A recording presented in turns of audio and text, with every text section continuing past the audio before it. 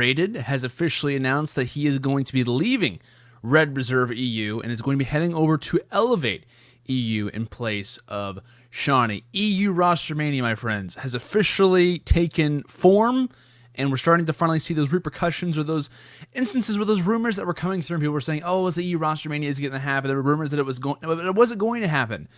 We're already starting to see a few implications of it already starting. But before I hop into today's video, I want to discuss the fact that I am no longer wearing a hat anymore. I just realized that it didn't look good on me in any way, and this haircut is just going to have to do for now. I'll try to figure out something. I don't really know how it's going to work.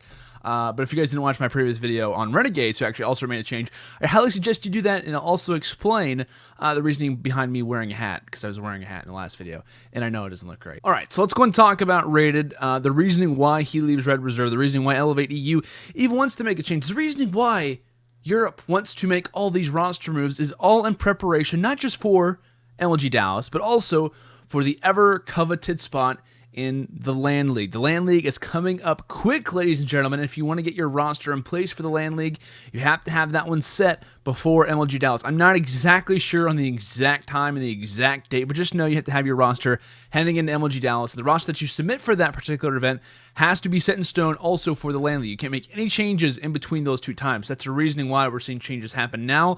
Teams want to develop that chemistry. They want to develop everything they possibly can. Game plans, map choices, game types, whatever it may be. Trying to learn as much about each of their teammates as possible heading into this event once changes start to obviously come into place. So, Rated ends up leaving, of course, the side of Red Reserve, and in place he technically leaves Urban, Zero, and Joe. I say that because there's rumors about all three of those players going to different teams. So, in theory, he's technically leaving those players for now, even though they're not really there anymore. But you kind of get my point. And of course, due to the release of Shawnee, Elevate EU now consists of Zed, Watson, Reedy, and of course now Rated. Now, I want to point this out. Just reading that team on paper could be very scary. There's a potential for a very good team that comes out of this particular roster move.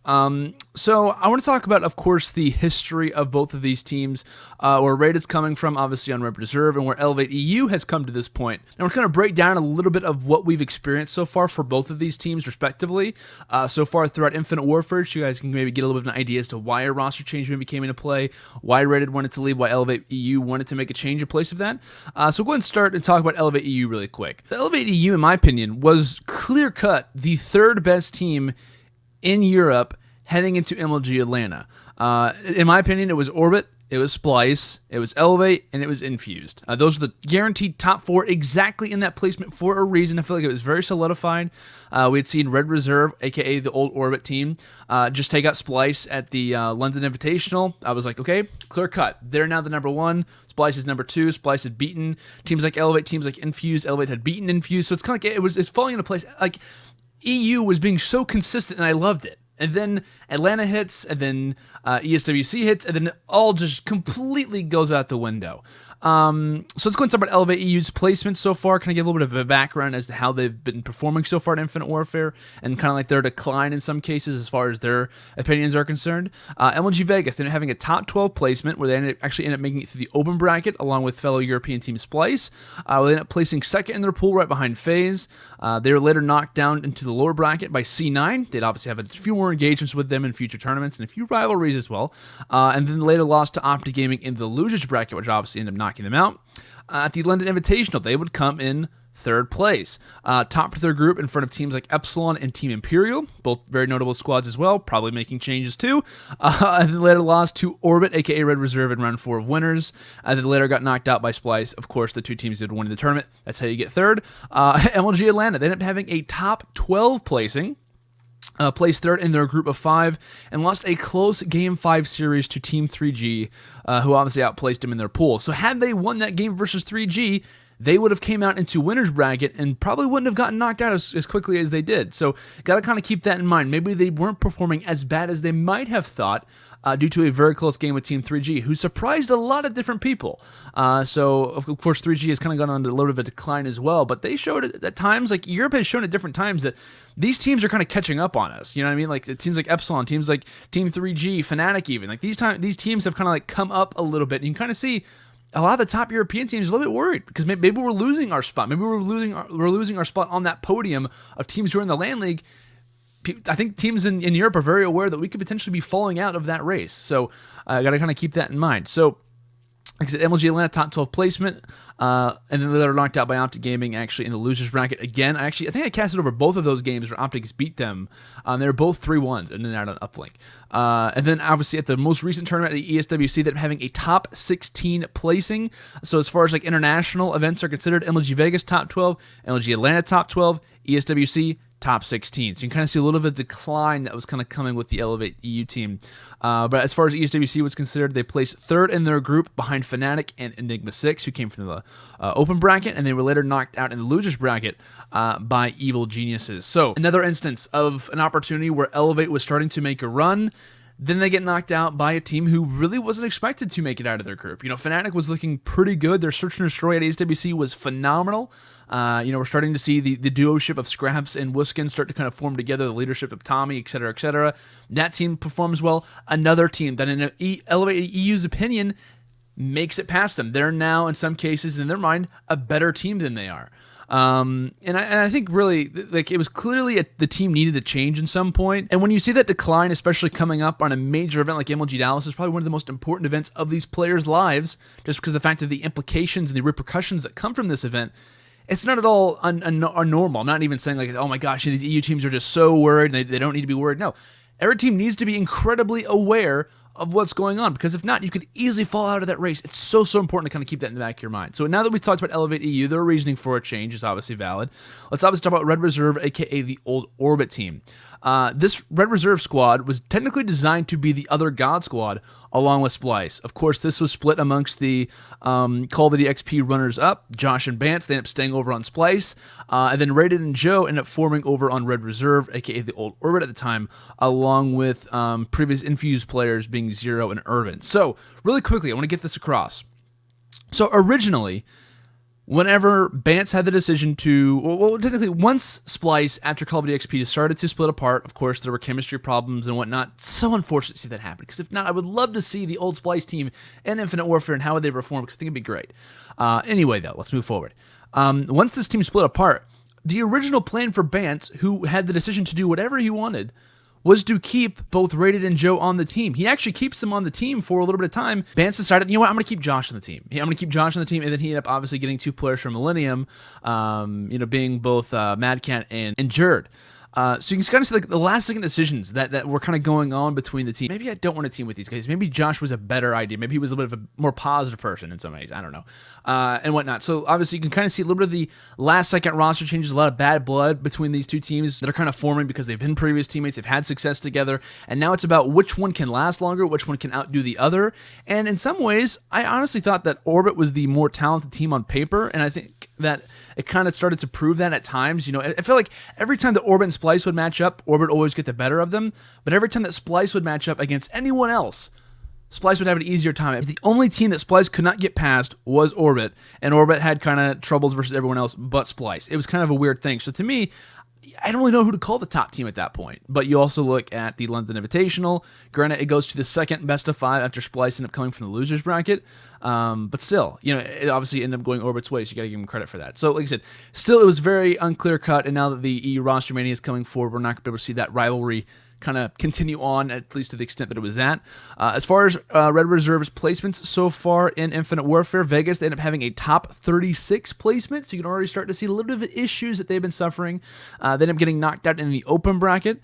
The London Invitational, they end up kind of turning things around. Of course, that was an EU-only tournament, like I just said, beating Splice in the second best of 5. Since they came from the winners bracket, they only needed to win 1. So it was close, but they still at least won. MLG Atlanta lost in groups behind heavy losses to E United and Team Envious, and then later knocked out by Infused in Game 5. So E United and Envy, not really. It's kind of hard to say. Like, it's not like a huge loss to lose the team who won the entire tournament. At least you can kind of take that. But you also look at teams like Envious. This is 6 out of the 8 teams who were in the Call of Duty XP Grand Finals. Envious is stuck together. Of course, like I said, you have Raiden and Joe. In some ways, you're also looking at the team who beat you last year, and you're saying, oh, well, how do we compare in this game? You end up losing them, I believe, 3-0 or 3-1. I think it was 3-1 if my mind serves me correct. So you can start to see like teams over time, they lose to Infuse in Game 5. Is Infuse better than us now? Is Fnatic better than us? Is Epsilon starting to make a run? Is Team 3G's performance at, whatever, starting to make a run? There's so many little doubts that you have in your mind, and I think Elevate and Orbit, which would later turn into Red Reserve, was also starting to have those, kind of things in the back of their minds. However, at ESWC, this is where, to me, I was like, okay, they're not making a change. Granted, they didn't have like the best performance in the world, but hey, they gave Optic Gaming a very close series. They ended up coming second in their group at ESWC behind Optic, but ended up going Game 5 versus them and gave them, like I said, their most difficult matchup of the entire tournament, in my opinion. In the winner's bracket, they would literally lose to FaZe, which was a rematch of PSX. Of course, for those who don't know, the rivalry that went on between both Rated and Clayster at PSX. Clayster and the boys from FaZe make a huge run. Funny enough, on Breakout Hardpoint, for those who don't know, Europe has a pretty big issue with that map, and it obviously stemmed from first events. They would later be knocked out by Epsilon in a rematch that they would have from their pool play games. So Epsilon loses to, obviously, this team of Red Reserve in pools. They get knocked down in the loser's bracket. Epsilon gets their revenge on Red Reserve and knocks them out from the tournament. So, like I said, you can start, there's so many little instances as another EU team starting to pass us, kind of running through their minds. But like I said, I think both Elevate and Rated himself, I think, started to feel the change in the air around the European scene. Like I said, they're worried about falling under the LAN League potential. That is such a massive thing to be a part of. I cannot explain. I know I've said through my entire video, it's just been, are European teams passing each other, or how big the LAN League is, but it is so important to be in the LAN League. It is literally probably the biggest thing that Call of Duty Esports has ever experienced, besides things like Call of Duty XP and COD Champs. This is so massive to have a league in a LAN scenario, to be offline in a LAN scenario, to play against the international competition for millions and millions of dollars. So now I talked about the history between these teams, the reasoning why the changes happened. I want to give a quick rundown of my roster thoughts about this team. I think the squad really does have a lot of potential. For the European scene, things are definitely going to be shaken up quite a bit. So the chemistry is not going to be there. And to me, I think this team actually is going to have a lot of good on automatic chemistry in some cases, because when I look at players like Reedy and Rated, in a Deserto interview that Reedy ended up doing, actually I believe that was at Atlanta, and they asked him if you could team with one player that's not already on your team, who would it be? And he ended up saying, I like to team with Rated. So you kind of see they've obviously played with each other in the past. For those who remember the Epsilon esports team back in Black Ops 3, he's played with him in the past. I think Rated's played with Watson in the past, actually on the original Epsilon team, because I believe that Watson was replaced for Reedy on the Epsilon team. So he's obviously teamed with Watson. He's teamed with Reedy in the past. I think in Ghost and Advanced Warfare, he's played with both Watson, I think on Aware Gaming. He's played with, back in Ghosts, he's played with Reedy on Exertus. He's played with these guys in the past. So to me, the chemistry is going to be there. And I think that's going to be one major thing that kind of works out in their favor. Along with the fact that he's teamed with them before, he also has a very similar mindset to a player like Reedy. In some cases, they don't have a problem saying their opinions. They don't have a problem being, in some cases, the bad guys of the scene. They've formed their respectable rivalries versus the NA players. It's been Reedy versus Aches. It's been Rated versus Clayster. Those have kind of been the major EU versus NA rivalries that we've seen. And the fact that they're now on the same team together and want to be on the same team together and have teamed together in the past, along with the great slang that a player like Watson provides, along with the great slang that a player like Zed can provide, I think this team could have, a lot to say. I think this team could be easily a top 3 European team, like what Elevate should have been or look to be heading into events like Atlanta and ESWC and whatnot.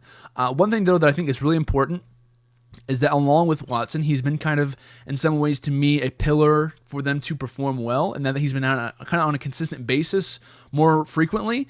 I think we are, one thing that kind of worries me is that we're going to need to see a big performance from Zed. I think he's going to have to be a major player for them, and then you're also going to need to see kind of consistent performances from both Reedy and Rated as well, because Rated's kind of coming from a team who was based in search and destroy and uplink modes, and he's not really been the best player when it comes down to hardpoint. A lot of people have been saying he's kind of been holding them back in that particular game mode, so I'm curious to see how this roster is formed and is blend together, and I think if they play how they should, I put that in quotes, how they should, they could definitely, to me, be a top European team.